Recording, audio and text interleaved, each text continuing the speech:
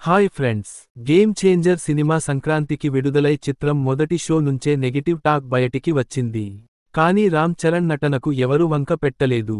కానీ శంకర్ చూపించిన విధానం, ఆయన డైరెక్షన్ పైన ఎక్కువగా విమర్శలు వినిపించాయి. అయితే 2 రోజుల గ్యాప్ వ్యవధిలోనే వచ్చిన మరో 2 చిత్రాలు మంచి విజయాలను అందుకున్నాయి.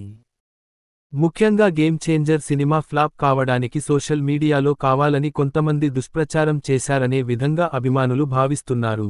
అందుకు తగ్గట్టుగా ప్రముఖ సంగీత దర్శకుడు తమన్ కూడా ఒక సినిమా సక్సెస్ మీట్లో భాగంగా సోషల్ మీడియా నెగటివ్ రివ్యూస్ సినిమాల పైన తీవ్రమైన ప్రభావం చూపిస్తున్నాయని తెలిపారు. ఏదైనా రాజకీయపరంగా ఉంటే మీరు చూసుకోండి, సినిమాని చంపకండి అంటూ తెలుపుకొచ్చారు. నెగిటివిటీ వల్ల నిర్మాతలు బాధ పెట్టవద్దండి అంటూ తెలిపారు. తమన్ వ్యాఖ్యలకు చిరంజీవ మద్దతు కూడా చేయడం జరిగింది. గేమ్ చేంజర్ పరాజయం వెనక 100 కారణాలు కనిపిస్తున్నాయి. మొదట ఈ సినిమా పైన అల్లు అర్జున్ అభిమానులు ఆగ్రహం.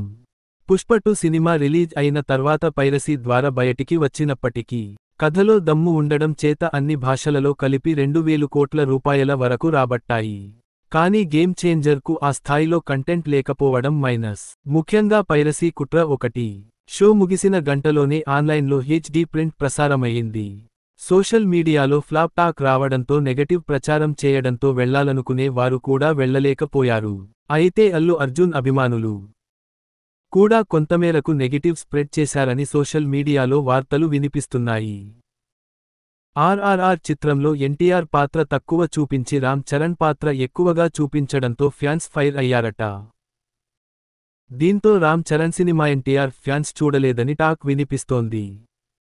ఏపీలో పవన్ కళ్యాణ్ ప్రమోషన్స్ తర్వాత ఎవరూ కూడా గేమ్ చేంజర్ పబ్లిసిటీ కోసం ముందుకు రాలేదట. ఇది మైనస్గా మారింది. అంతేకాకుండా పవన్ కళ్యాణ్ రాజకీయాలు మాట్లాడడంతో ఇతర పార్టీలలో ఉండే చరణ్ ఫ్యాన్స్ కూడా దూరమయ్యారు. మొత్తానికి సంక్రాంతికి వస్తున్న సినిమాకి ప్రమోషన్స్ చేయడంతో మంచి హైప్ ఏర్పడింది. గేమ్ చేంజర్ చిత్రానికి తక్కువ ప్రమోషన్ చేయడంతో మైనస్గా మారిందట.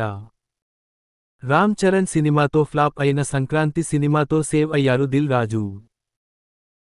మొత్తానికి ఏది ఏమైనా సినిమా విడుదలకు ముందు ప్రమోషన్స్ చేయకపోయినా సోషల్ మీడియా వల్ల నెగటివ్ టాక్ వచ్చిన ఇబ్బందులు తప్పేలా కనిపించడం లేదు.